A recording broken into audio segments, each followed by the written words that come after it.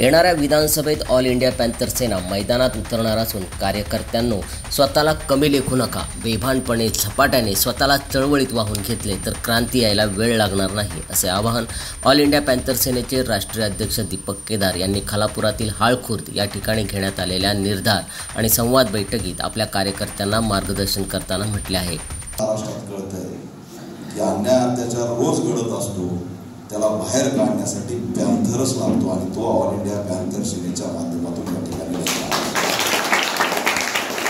शिवाय या बैठकामधून जन आंदोलन आणि राजकीय भूमिका संपूर्ण महाराष्ट्रात मांडत जाणार असल्याचे देखील दीपक केदार यांनी म्हटले आहे। सध्या परिस्थितीत महाराष्ट्रात दलित, आदिवासी, गरीब बहुजन यांच्यावरील अन्याय अत्याचारात वाढ झाली असून दलितांच्या जमिनी, घरकुल, गायरान जमिनी हिसकावून घेतल्या जात आहेत। शिष्यवृत्ती, शिक्षण हे आमच्याकडून हिरावून घेतले जात आहे। त्यामुळे हे सर्व मिळवायचे असेल आणि बाबासाहेबांनी दिलेले सामाजिक न्यायाचे स्वातंत्र्य अबाधित ठेवायचे असेल तर सभागृहात गेल्याशिवाय पर्याय नाही, असेही केदार यांनी आपल्या मार्गदर्शनपर भाषणात म्हटले आहे। आपल्या डोक्यात हाच प्रश्न की आम्ही कुठंच नाही। बघा, उत्तर प्रदेशला एक रिझल्ट लागला, आमचं काय? ही चळवळीतली निराशा कुणी आणली? कशामुळे सत्तेमध्ये आम्ही नाही? का रायगड मधल्या पंचायत समितीवरती आम्ही नाही? का रायगड मधल्या जिल्हा परिषद मध्ये आम्ही नाही? का रायगड मधल्या नगरपालिकेत, नगर परिषद, महानगरपालिकेत आम्ही नाही? सत्ता आम्ही मिळवणार की नाही? ज्याला नीट बसून या ठिकाणी चालता येत नाही, त्यांना लिहिता येत नाही, शिक्षण नाही, कडक कपडे खादीचे घालून थार गाडीमध्ये फिरून कार्यालयामध्ये जाऊन पद भोगून या ठिकाणी बाबासाहेबांनी दिलेल्या असणाऱ्या सत्तेचा उपयोग करतात आणि आम्ही रस्त्यावरच्या संघर्षामध्ये मारले जातोय। रस्त्यावरच्या संघर्ष आमच्या वाट्याला येतोय आणि त्यांच्याकडे फक्त बघत राहायचे, त्यांचे रील्स बघत राहायचे आणि स्वतःची उन्नती मात्र या ठिकाणी खुटून टाकायची। गुलामीच्या माना झुकून किती दिवस शांत बसणार आहे? 1972 ला पॅन्थरने तुम्हाला ही ताट मान दिली, अनेक बलिदान दिले, ही ताट मान झुकू देऊ नका आणि झुकवायची नाही। समाजाच्या रक्षणासाठी मान छाटली गेली तरी झुकणार नाही। लढत या ठिकाणी आपला विजय मिळवल्याशिवाय राहणार नाही, हा सुद्धा या माध्यमातून आव्हान। आपल्याला वाटायचं की प्रत्येक वेळी आमच्या मागण्यावरती कुणी बोललं पाहिजे।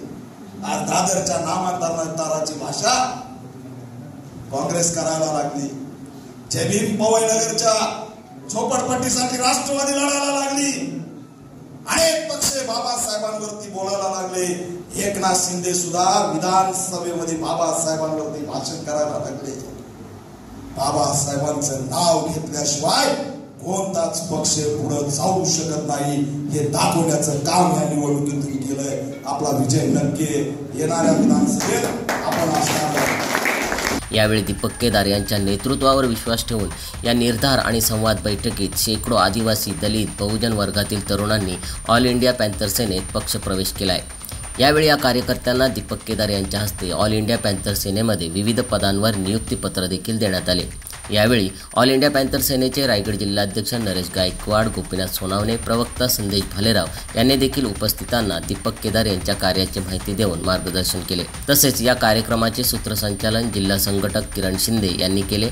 यावेळी या कार्यक्रमाला महाराष्ट्र उपाध्यक्ष बाळासाहेब शेडगे, सचिव जितेंद्र जगताप, वैभव खंडागळे, विलास कांबळे, मंगेश सावंत, अक्षय पवार, दयानंद सरोदे, मारुती जाधव, आशुतोष क्षीरसागर, केतन वाघमारे आदी पदाधिकारी आणि कार्यकर्ते मोठ्या संख्येने उपस्थित होते। राज्यातली परिस्थिती गंभीर आहे। दलित अत्याचारांनी थैमान घातलेलं आहे। नॅरेटिव्ह सेट करण्यासाठी विशालगडाला मुस्लिमांवरती हल्ले करण्याचं काम झालं। मुस्लिम आणि हिंदू दंगली भडकवण्याचं काम सुरू आहे। ओबीसी मराठावाद लावण्याचं काम सुरू आहे आणि दलितांना एकट्याला मारून या ठिकाणी दलितांना सुद्धा कोंडीत पकडण्याचं काम सुरू आहे। अशा परिस्थितीमध्ये या महाराष्ट्राला एक ऑल इंडिया पॅन्थर सेनेच्या लढ्याशिवाय पर्याय नाही आणि म्हणूनच त्या दिशेने आम्ही निघालोय। आज महाराष्ट्र दलित अत्याचारग्रस्त महाराष्ट्र झालेला एवढी गंभीर स्थिती आहे।